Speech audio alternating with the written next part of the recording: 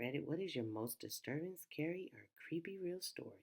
A few years ago, I was walking through the woods off a beaten track a bit, and I smelled a very overpowering sweet smell. Being nosy, I pulled back the undergrowth and took a look and found a dead body. The guy had clearly been there a while and wasn't looking great, all swollen and green and black with various running bits. The local wildlife has also been dying a well for a few days. I called the police, who told me to wait with the body until they arrived. Being in the middle of nowhere, it took them a while to arrive and it was dark. I just sat there in the dark with him for a long time, and it turned out he ended himself. For a long time afterwards, I had dreams about him.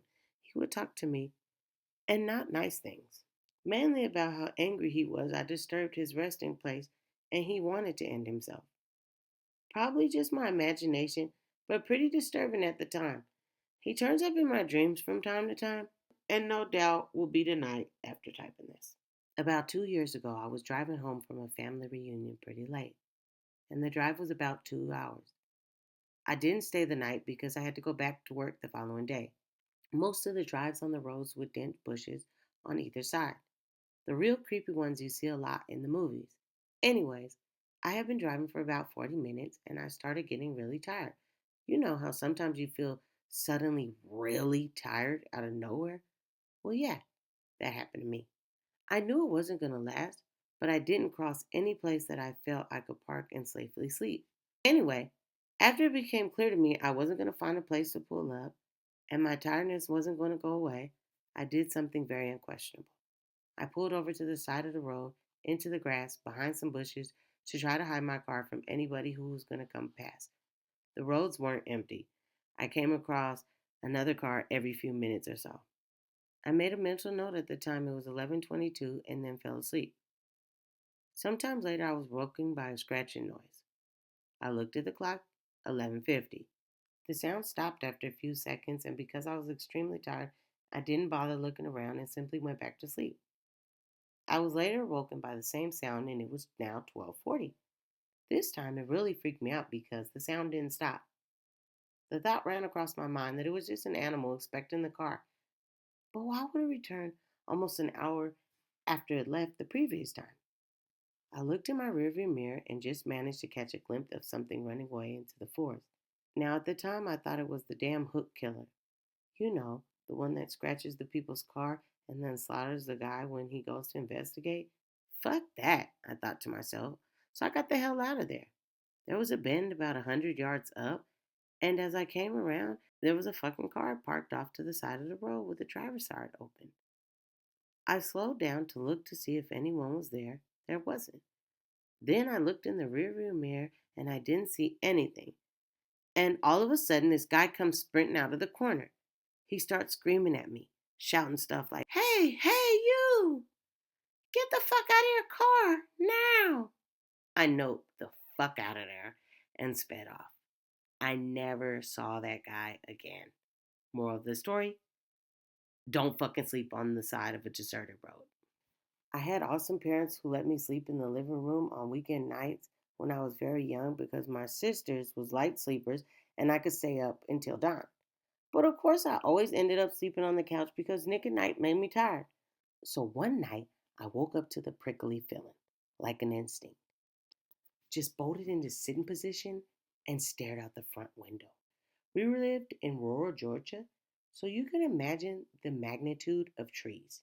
In perfect light cast from the moon, I see a silhouette of someone in the fucking tree. The family dog dashes to the window and is snarling into the glass. Terrified, I run to my parents' room and try to explain to my parents that there is a strange person outside. Dad grabs something defensive and darts outside with the dogs to beat the wax off the hothead. I tremble in Mama's arms until Dad comes home and says he saw no one and to go to bed. I decided to sleep in my regular bedroom. I fill my sisters into what has happened. Dad is making regular rounds in the house with a cup of coffee. We're all still, and I finally think I can sleep. Nope. I notice a man outside my window from what I can see in the moonlight. He gives me a shush signal and runs away. He turns around and runs a straight line. I swear I couldn't stop crying for what felt like hours. Okay, so this happened last summer when I was back at my parents' house during the holidays. It was around 3 a.m., and I was in the room on the computer when I got a call from my sister. Now, that was already a little bit weird since my sister's room was just down the hallway from mine, and she could have just came in my room. I went to pick up, and the call ended as soon as I reached the phone. I figured that she just wanted to speak to me, so I got up to go to her room. As soon as I reached the door, she started screaming that someone was in her room with her, so I busted in, and of course, nobody was here. After she stopped crying, she told me she woke up and saw a dark shadow just centimeters from her face, so that's when she screamed. So I tell her she calls me. She tells me that her phone is not in the room and that she was sleeping. Sure enough, her phone was actually downstairs in her purse. The weird part is that I have a log of her call on my phone, but she doesn't. Never managed to explain this one. My house sits farther back in the lot than most other houses. It is strange layout as well. The sidewalk runs the length of the living room and ends at the front porch, which lets into the living room. Large windows that do not open but allow great light into the living room, but at the cost of no privacy.